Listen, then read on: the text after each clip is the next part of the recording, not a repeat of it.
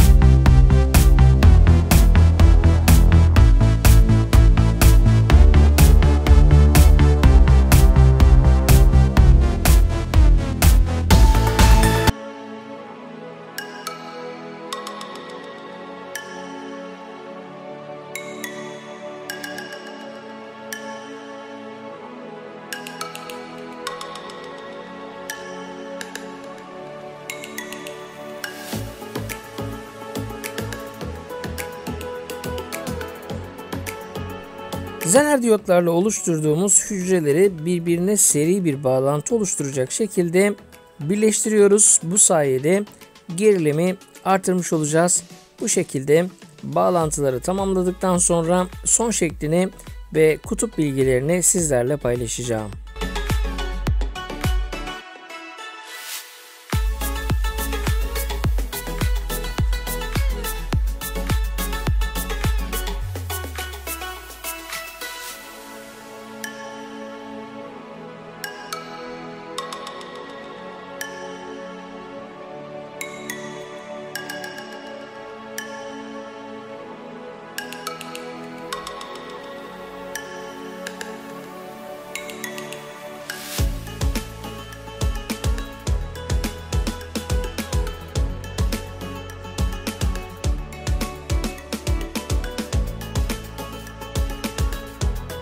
Gördüğünüz gibi bu noktalardan seri olarak hücrelerimizi birbirine bağladık. Yine ana bloklarımızı da gördüğünüz bu kabloyla birbirine bağlıyorum. Bu sayede seri bağlı hücreler elde etmiş olduk.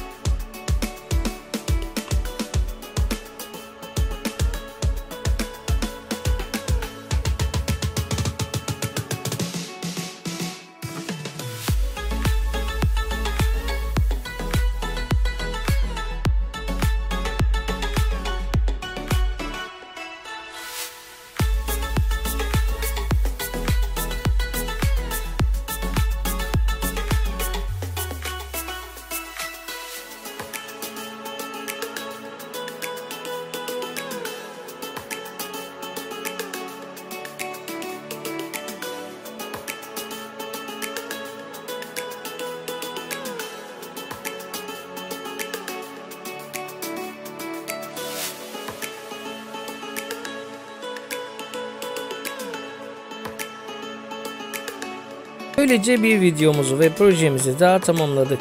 Bir sonraki videomuz ve projemizde görüşünceye değin hoşça kalın. Destek olmak için abone olmayı ve videolarımı beğenmeyi unutmayın.